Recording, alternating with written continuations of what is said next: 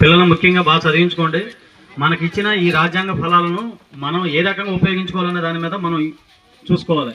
మన భవిష్యత్తు, పిల్లల భవిష్యత్తు బాగుపడాలి అంటే దాన్ని ఆ రిజర్వేషన్ ఫలాలే కానీ, ఆ యొక్క మనకిచ్చిన సమానత్వ హక్కు వాటి కానీ వాటిని మనం ఏ రకంగా మనం ఉపయోగించుకుంటే మన పిల్లలు పైకి వెళ్తారు. ఏదో ఒకటి మనం చదువుకొని ఉద్యోగాలు సాధించుకోవాలి ఆ టైప్లో కొంత మోటివేషన్తో పిల్లలను మనం ముందుగానే చేసుకొని ఈ చెడు అలవాట్లకు దూరంగా ఉంచండి. ముఖ్యంగా ఈ తాగుడుకు బానిస కాకుండా చూసుకుంటే మీరు జీవితంలో సగం సక్సెస్ అయినట్టే.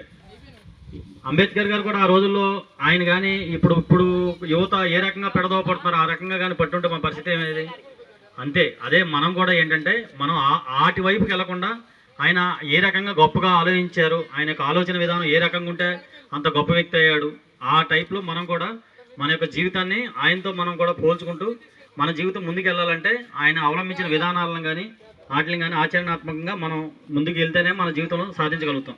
ముఖ్యంగా ఒకటే చెబుతున్నాను, తాగుడు మాత్రం బానిస కాకుండా యూత్ మీ జీవితాలని ముఖ్యంగా చదువుకోవడం, ఏదైనా ఉద్యోగం సంపాదించుకోవడమా, ఏదైనా జీవితంలో ఎదగడమా, ఏ రకంగా మనం ఎదిగితే మన సమాజానికి ఉపయోగపడతాం. మీరు ఎదిగితే మీ పక్కన ఇప్పుడు మీరెవరో తెలియదు, మీ పక్కన మీకెవరో ఆయన తెలుసు. మీకేంటి అవుతుంది, మీ ఊరోడు మీకు ఒక రిలేషను పైన ఒకడు ఉంటాడు ఎక్కడో చోట చదువుకుని ఏదైనా ఉద్యోగం పలానోడు ఆడేదో మనకు సాయం చేయకపోయినా మాట సాయం అని ఉంటుంది కదా, ఎక్కడో చోట చిన్న మాట సాయం చేసినా మనకు ఆ టైం ఏ రకంగా ఉపయోగపడుతుందో తెలియదు. ఆ రకంగా ఉద్యోగాలు సాధించుకొని మంచిగా ఈ అవకాశాన్ని మనకి అంబేద్కర్ గారు ఇచ్చిన దీన్ని జీవితంలో ఎదగడానికి మనం ఉపయోగించుకోవాలని మనస్ఫూర్తిగా కోరుకుంటూ ఇక్కడున్న అందరికి కూడా నా థ్యాంక్స్ చెప్పుడు. Thank you all.